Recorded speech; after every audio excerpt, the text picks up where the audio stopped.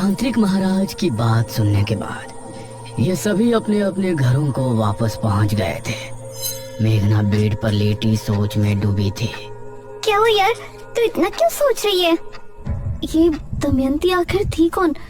हमें तो लगता है कि उसका महाराज से मिलना कोई संयोग नहीं था, बल्कि इसके पीछे उसकी कोई साजिश थी। इस पर इशिता ने मेघना को हैरानी से देखा। अरे तेरी तबीयत तो ठीक है, ये किस टोन में बोल रही है तू? देख मेघना, मैं तो पहले ही यहाँ से जाना चाहती थी, तेरे कहने पे ही मैं रुकी हुई हूँ। मुझे इस गांव की कहानियों से कुछ लेना देना नहीं है। कल एकादशी है, हमें बस उस मृत्युंजय अमृत का सैंपल लेना है और परसों सुबह होने से पहले इस गांव को छोड़ देना है। That's it। ये कहकर इशिता ने चादर तानी और सो गई। इसे कैसे बताऊं कि मैंने खुद को सपने में राजकुमारी बने देखा है। मुझे अपने सपनों का पूरा रहस्य जानना है, मैं यहाँ से नहीं जा सकती।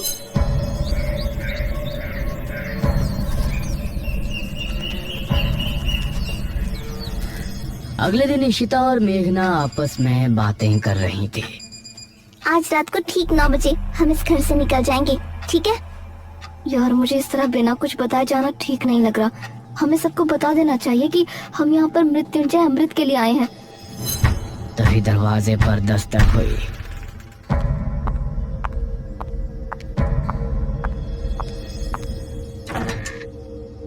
अरे अनुज तुम? हाँ मैं। क्या बातें चल रही हैं? तुम लोग आज रात मृत्युंजय अमृत को लाने की बात तो नहीं कर रहे ना? नहीं नहीं, ऐसा कुछ नहीं है। गांव में इतनी प्रॉब्लम चल रही है, ऐसे में हम कैसे मृत्युंजय अमृत के बारे में सोच सकते हैं? हाँ वही कह रहा हूँ। आज रात तांत्रिक महाराज अनुष्ठान शुरू करेंगे, सभी को घरों में ही रहना है। तुम बेफिक्र रहो, हम कहीं नहीं जाने वाले।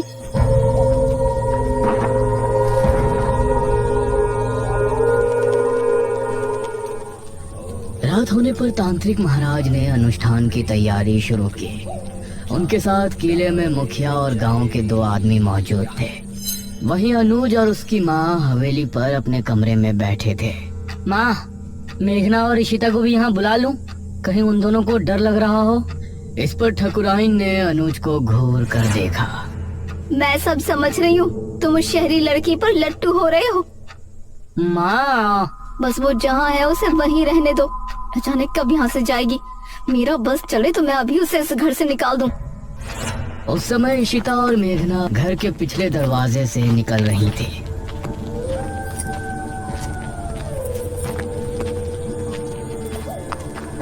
मुझे अब भी कुछ ठीक नहीं लग रहा।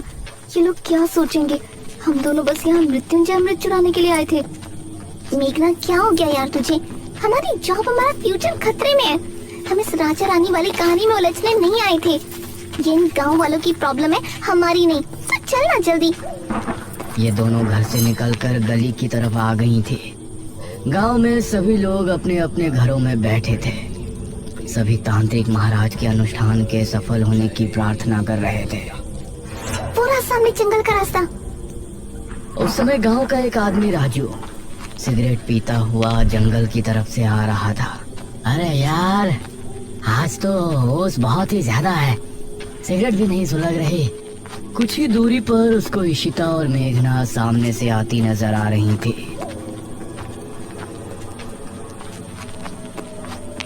अरे वाह, यह तो वही शहरी हसीनाएं हैं जो मुखिया के घर ठहरी हैं। इनसे जान पहचान बढ़ाने का यह अच्छा मौका है। वो भी कुछ दूरी के फासले से इनके पीछे हो लिया। इशिता और मेघना ने अभी जंगल की सरहद पर कदम रखा ही था कि तभी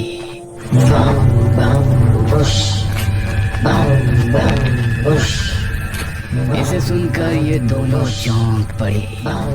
अरे ये तो वही आवाजें हैं, निशिर मोलो। और राजू भी इस आवाज को सुनकर डर गया। हे भगवान, निशिर मोलो। राजू का दिल दहल उठा। उसने पाया कि वह आवाज ठीक उसके पीछे से आ रही है। उसने जैसे ही पलटकर देखा तो निशिर मोलो ठीक उसके सामने थे। एक पल को राजू की सांसें मानो रुक सी गई। तभी ताबूत अपने आप खुल गया। उससे 2 भयानक हाथ निकले जिन्होंने राजू को ताबूत के अंदर खींच लिया। राजू की चीख सुनकर ईशिता और मेघना दोनों ही बेहद डर गईं। मैंने पहले ही कहा था ना, आज जंगल जाना ठीक नहीं होगा। यार बहस मत कर, जल्दी चल, हम वापस घर चलते हैं। इस तरफ तांत्रिक महाराज अनुष्ठान को शुरू कर चुके थे। वो आंखों को बंद किए लगातार मंत्रों का जाप कर रहे थे। मुखिया और वो दोनों आदमी उनसे कुछ ही दूरी पर थे। भागो जल्दी, कहीं निशिर मोला हमें देख ना ले। ईशिता और मेघना दोनों अब डरी हुई हालत में आगे बढ़ रही थी, लेकिन वो आवाज कम होने के बजाय और बढ़ती जा रही थी। माँ, मैं यहाँ क्या करूँगा? मैं भी किले पर जा रहा हूँ। हो सकता है पिताजी को मेरी जरूरत हो। अरे भूल गए क्या, किसी को भी बाहर नहीं निकलना है। अरे मुझे कुछ नहीं होगा। वैसे भी निशिर मोलो की आवाज अभी तक नहीं सुनाई दी। मुझे नहीं लगता कि वो आ जाएंगे। ये कहकर अनुज अपनी माँ की बात काटते हुए घर से निकल गया। इस तरफ तांत्रिक महाराज भी अपनी आंखें बंद किए ध्यान मग्न थे। तांत्रिक महाराज ने खुद को एक अंधेरी जगह पर पाया। क्या यहाँ कोई है? सामने से कोई जवाब नहीं आया और तांत्रिक महाराज के पास एक तितली आकर रुकी। वो तितली अंधेरे में चमक रही थी। वो कुछ देर उनके पास रुकी रही और फिर एक तरफ चली गई। तांत्रिक महाराज भी अब उसके पीछे हो लिए। काफी देर तक चलने के बाद वो तितली जमीन पर बैठ गई। तांत्रिक महाराज ने पाया कि जमीन पर एक दरवाजा लगा हुआ है। वो तितली उस पर बैठते ही गायब हो गई। मेघना और ईशिता को भागते हुए काफी समय हो गया था। किला इनके सामने ही था। सामने से अनुज भी आ रहा था।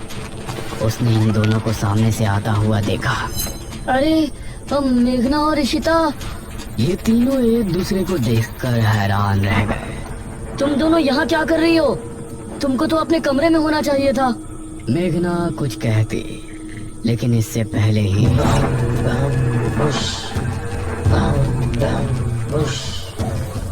ये क्या? निशिर मोलो आ गए।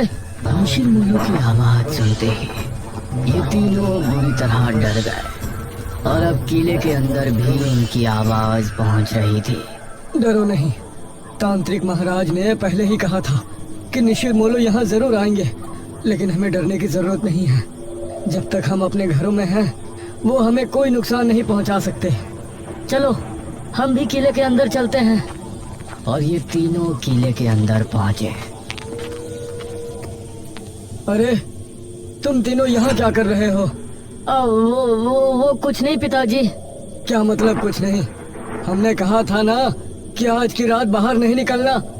तभी तांत्रिक महाराज ने एक लंबी सांस भरी और अपनी आंखें खोली। ये सभी उन्हें गौर से देखने लगे। क्या हुआ तांत्रिक महाराज, कुछ पता चला? मैंने अपनी पूरी शक्ति लगा दी, लेकिन मुझे सिर्फ एक दरवाजे के अलावा कुछ नहीं नजर आया। इस पर सबसे पहले मेघना ने सवाल किया। कैसा दरवाजा? वो दरवाजा किसी चौखट पर नहीं, बल्कि जमीन पर लगा हुआ है। शायद कोई तहखाना है। इसका मतलब है कि वो किताब किसी तहखाने के अंदर ही है।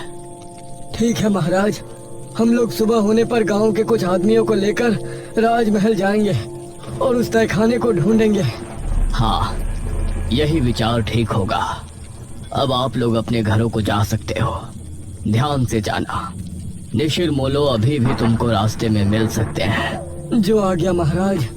मुखिया अनुज और इन तीनों के साथ घर की तरफ रवाना हो गया और बाकी सभी गांव वाले भी अपने अपने घरों को चले गए। अनुज, तुमने बताया नहीं कि तुम तीनों यहाँ क्यों आए थे? वो पिताजी, मुझे आपकी चिंता हो रही थी और इन दोनों को भी ना जाने क्यों घर पर डर लग रहा था। इसीलिए ये भी मेरे साथ चली आई। मुखिया को अनुज की बात में सच्चाई नहीं नजर आ रही थी, लेकिन उसने आगे कुछ नहीं कहा। कुछ देर बाद ये चारों घर पर पहुंचे।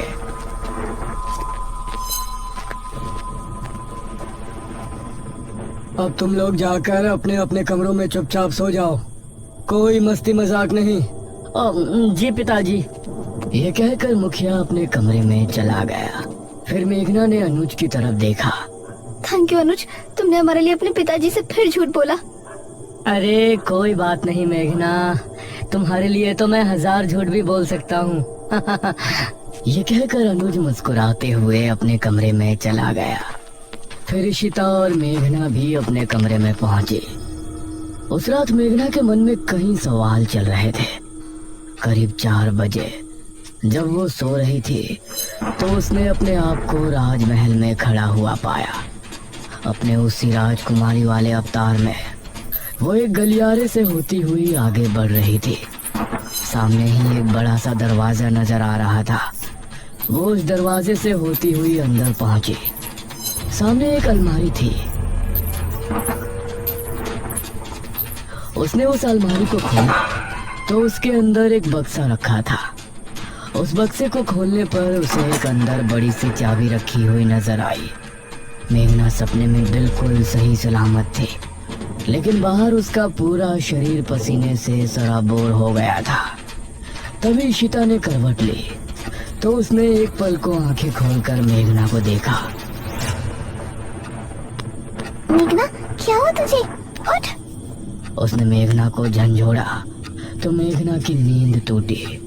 क्या हुआ तुझे मेघना? देख तुझे कितना पसीना आ रहा है। मेघना नींद से जागी और लंबी लंबी सांसें लेने लगी। अरे कुछ तो बोल, कोई बुरा सपना देखा क्या? मेघना ने इशिता के जवाब में हल्का सा हाँ में सर हिलाया। इशिता ने उसे पीने के लिए पानी दिया और फिर उससे लिपट कर लेट गई। सुबह होने पर तांत्रिक महाराज कुछ गांव के लोगों को लेकर राजमहल पहुंचे।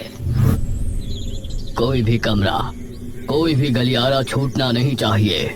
जी महाराज। गांव के सभी लोग अब अलग अलग गलियारों में चले गए। एक आदमी जिसका नाम मनीष था, वह एक कक्ष के सामने खड़ा था। उसने जैसे ही दरवाजा खोला तो कई चमगादड़ तेज शोर करते हुए वहां से निकल गए। उसने खुद को संभाला और कमरे के अंदर दाखिल हुआ। हे भगवान, कितना बड़ा कमरा है। तभी उसे भारी कदमों की आहट सुनाई देने लगी। उसने सामने देखा कि वही लबादे वाला आदमी उसके सामने खड़ा है।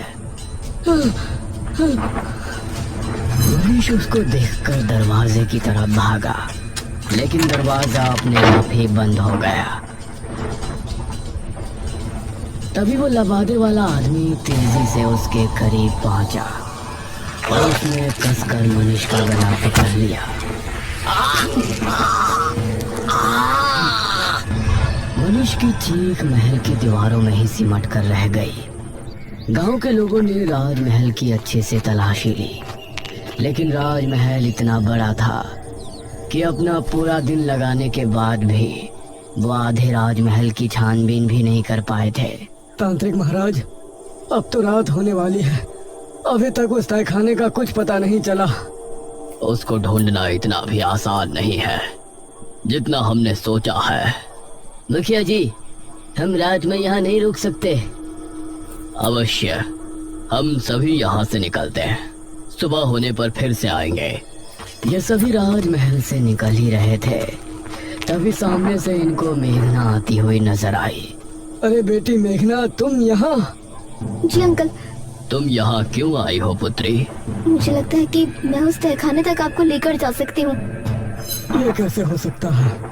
इस पर तांत्रिक महाराज ने मुखिया को हाथ के इशारे से चुप कर दिया। तुमको ऐसा लगता है तो ठीक है, बताओ कहाँ है वो तहखाना? अब मेघना आगे आगे चल रही थी और सभी उसके पीछे थे। वो एक गलियारे से होती हुई आगे बढ़ रही थी। सामने ही एक बड़ा सा दरवाजा नजर आ रहा था। वो उस दरवाजे से होती हुई अंदर पहुंची और ये सब भी उसके पीछे अंदर पहुंचे। सामने एक अलमारी थी। उसने उस अलमारी को खोला तो उसके अंदर एक बक्सा रखा था। उस बक्से को खोलने पर उसे अंदर एक बड़ी सी चाबी रखी हुई नजर आई, जिसे देखकर ये सभी हैरान रह गए। हे भगवान! मेघना ने बिना कुछ बोले चाबी को उठाया और फिर से आगे बढ़ी। सामने एक और दरवाजा था। मेघना उससे होते हुए सभी को अपने साथ अंदर ले गई। उस अंधेरे कमरे में सभी को जमीन पर एक दरवाजा नजर आया, जिसे देखकर सभी की हैरानी का ठिकाना नहीं था। यही है वो दरवाजा जो हमने हमारी दिव्य दृष्टि से देखा था। उस दरवाजे पर एक छेद था। मेघना ने उस छेद के अंदर चाबी लगाकर 3 बार घुमाया। अब इसे उठाकर देखो। तांत्रिक महाराज के कहने पर 2 आदमियों ने दरवाजे को उठाकर देखा तो वह आसानी से उठ गया। दूसरी तरफ अनुज और इशिता घर पर मौजूद थे। अनुज, मेघना कमरे में नहीं है। क्या मतलब? कहाँ गई अब वो? मुझसे तो टॉयलेट की बोल के गई थी, अब देखा तो वहाँ भी नहीं है। यह सुनकर अनुज हैरान रह गया। इस तरफ राजमहल में ये सभी तहखाने के अंदर पहुंचे। वहाँ एक शीशे के बक्से में एक किताब रखी हुई नजर आई। हाँ, यही है बेरमपुर पुराण। सभी किताब को देखकर खुश भी थे और हैरान भी। पुत्री, इसे उठाओ और फिर हम किले पर चलते हैं। मेघना ने जैसे ही किताब को बक्से से उठाया तो अजीब सा शोर उत्पन्न हुआ। यह कैसी आवाज है?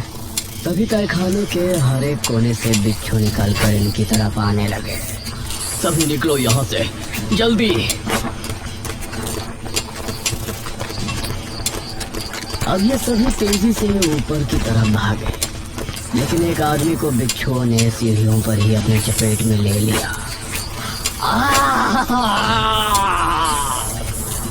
उस आदमी को एक ही पल में बिच्छुओं ने कंकाल में बदल दिया। बाकी सभी लोग डरी हुई हालत में महल के मुख्य द्वार की तरफ भागे। मेघना सबसे आगे भाग रही थी। दरवाजे से होते हुए ये महल से बाहर निकलने में कामयाब हो, लेकिन ठीक दरवाजे पर जो आदमी सबसे पीछे था उसको भी बिच्छुओं ने अपने चपेट में ले लिया।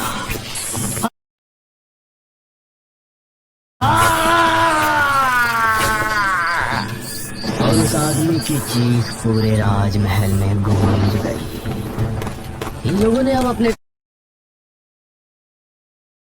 कदमों को रोका नहीं और किले में पहुंचकर अपनी सांस तोड़ी।